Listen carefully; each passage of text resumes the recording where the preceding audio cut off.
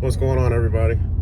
Just wanted to drop another video. I wanted to tell you about a situation that's going on with me. I want to see if anybody has had something similar to this and how you actually dealt with it, and I'll tell you how I dealt or how I'm dealing with it, and also just something to kind of make you think about understanding and having a open door communication with the people that you bring on, whether it be employees or subcontractors. I just had a complaint last week about a location that we have that's 5 days a week, and it's usually right around lunchtime. It takes the person maybe about it's like 1 hour to get done, maybe a little bit longer depending on how bad it is. But it turns out that it seems like he was slipping in some areas and wasn't necessarily getting getting everything taken care of that's on the checklist.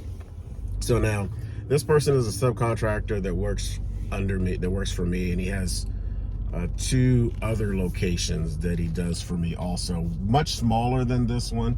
But when I first brought him on, he told me what he was trying to do. He was trying to make money to start his own business, and I believe carpet cleaning or something like that, and he's just trying to get money and kind of build his money up and get the supplies. So I was willing to say, okay, well, yeah, let's bring you on, see what we can do, and possibly I can help you get the business started. And that, so I kind of put him under my wing. But I told him, and he also has another full-time job, so I told him, hey, I don't want you to burn yourself out trying to bring in as much money as you can, because once again, you only have 24 hours in a day. You're working all these hours, and every day of the week you're gonna burn yourself out. So fast forward to today, they were complaining about some areas that he was possibly missing, and I kind of went and talked to him and stuff like that. So after talking to him and kind of going over some stuff that I think he can improve on, or that I need him to improve on, I asked him a straight up question. I said, all right, look me in my face, are you getting burnt out? Okay. And then I gave him the option. I said, okay, because a lot of times, as guys, we don't always want to admit when we're, above, or we're, taking on too much, or we're just tired.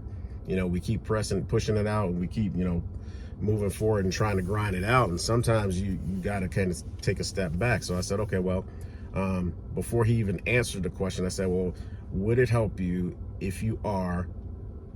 if I cut your days down, instead of 5 days a week, either 3 days a week, Monday, Wednesday, and Friday, or 2 days a week, Tuesday and Thursday? Then I bring somebody else in to kind of cover the other days, and that gives you some time to kind of rest, recoup, recharge yourself, and be able to keep pressing on. Because it's not, yeah, it's good to make money, and it's good to kind of build your business and stuff like that, but at what expense? You have to still have the energy and the ability to be able to work.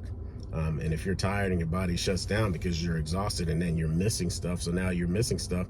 If you keep missing stuff, we end up losing the account. Now you don't even have any of the money. So you've got to make sure that you're taking care of yourself, and staying in the best shape that you can, getting rest and all that other stuff, and don't try to overwhelm yourself.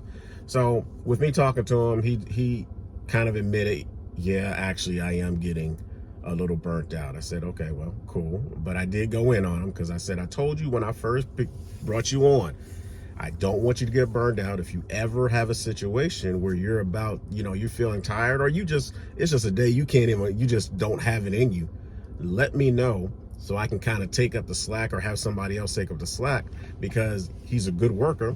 I don't want you to burn out completely when I could just step in and take a day off, or take one of the days off your hands or whatever, just to give you time to recharge. Because it's benefited me in the long run. So make sure you have these talks with your people. If you see stuff is slacking, don't always go in and think, okay, they're not doing the work. Find out what the root cause of it is. It may be something big, that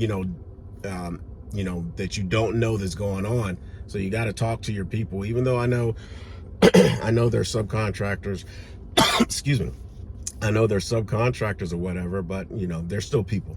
right? There's still people that work for you and they're working under your brand, and you want to make sure that your brand is still, you know, you keep your brand up, you know, continue to build your brand. So you have to have a relationship with the people that you have working for you in order to understand, hey, we're slacking in this area. You know, we need to work on this. We need to work on that.